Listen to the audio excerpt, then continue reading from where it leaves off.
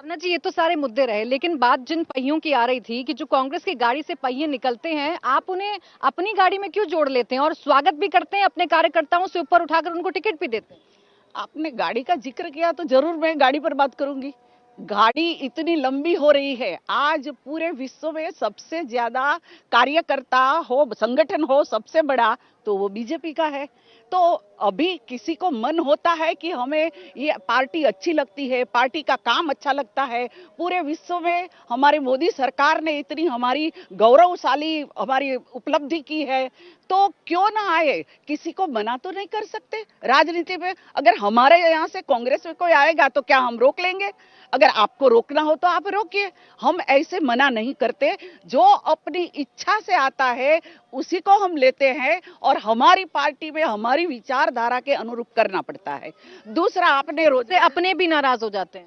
नहीं, देखो, अब ये क्या है कि राजनीति में चुनाव जीतना बहुत जरूरी है।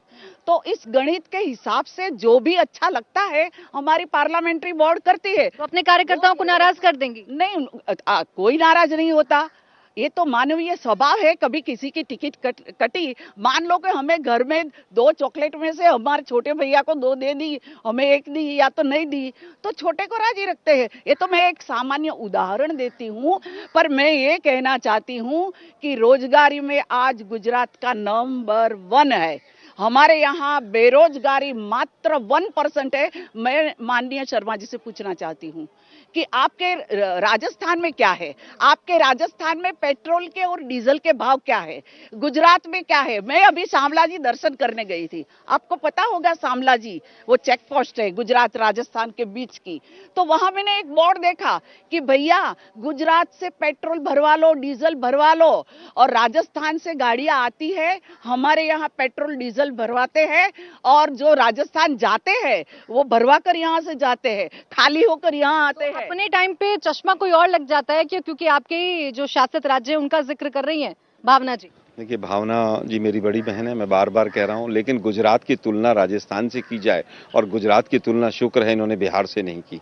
गुजरात का अपमान है कि अगर आप पिछड़े हुए राज्यों से अगर आप गुजरात की तुलना करें, गुजरात पहले से ही बहुत आगे था। लेकिन आज मुद्दा ये है, हम तो बार बार पूछ रहे हैं, आपके सबसे विश्व में बड़ा संगठन है, कैंडिडेट कांग्रेस से चाहिए आपको, क्यों? सबसे ज्यादा कार्यकर्ता आपके पास है, कैंडिडेट भी कांग्रेस से। जब आपके आपके जो होते हैं वो हमारे पास आते हैं, तो फिर ये आपने जो हाथ वाला पहना है ना वो नहीं पहनते, ये मेरा कमल वाला पहन। तो ऐसा क्यों, क्या हो जाता है आलोक शर्मा जी? आज आप बता दीजिए कि ये कमल वाला छोड़कर, ये हाथ वाला छोड़कर कमल वाला पहन लेते हैं। मैं केवल ये कहना चाहूंगा, ईडी, सीबीआई और इनकम टैक्स 3 दिन के लिए मुझे दे दो, अगर इनके आधे कैंडिडेट बैकआउट ना कर जाएं तो। नीमा बेन आचार्य इनकी स्पीकर थी, हमारे यहीं से गई थी पार्टी से।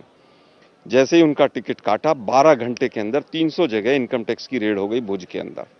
सबको मैसेज दे दिया, अगर किसी ने चूक की तो इनकम टैक्स वाले, ईडी, सीबीआई वाले तैयार खड़े हुए हैं। इनके पास एक वॉशिंग मशीन भी है, उसमें डालते हैं, बिल्कुल साफ करके नीट एंड क्लीन करके निकाल देते हैं।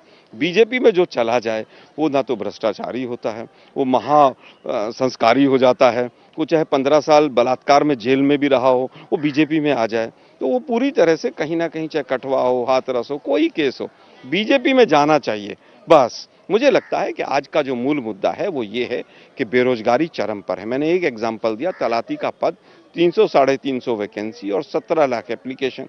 फिर ये कह रहे हैं कि गुजरात में तो बेरोजगारी है ही नहीं।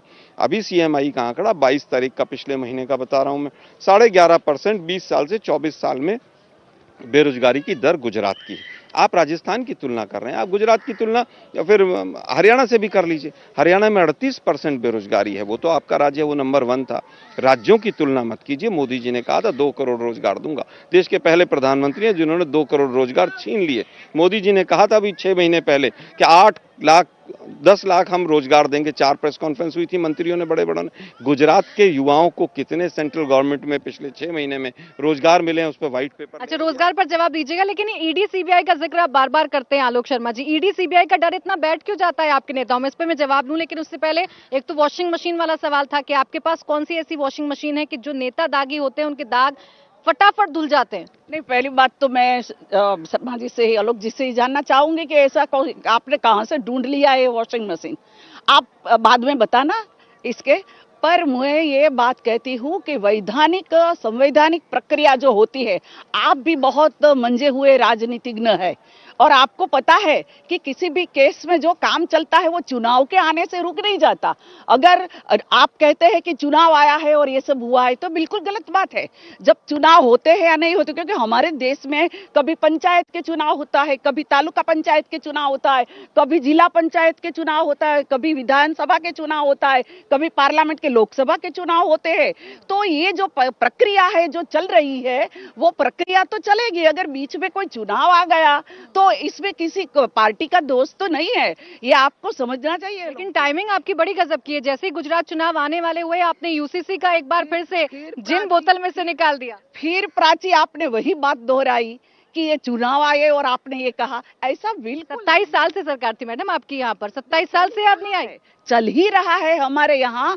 आप अगर पेपर उठाकर देख लो, सब आप देख लो, पूछ लो हमारे सरकार में एक बार कि कितनी जगह आपने रेड पाड़ी है, अभी पाड़ी है ऐसा नहीं है। वो काम तो चल ही रहा है, जहाँ पर कुछ दिखाई देता है वहाँ रेड पड़ती है और उसमें हमारा कोई हिस्सेदारी नहीं है। हम तो जो होता है उसको कुछ हम बोल नहीं सकते। इंडिया टीवी हर वक्त हर जगह डाउनलोड करने के लिए सर्च करें India TV news Google play store या ऐप स्टोर पर।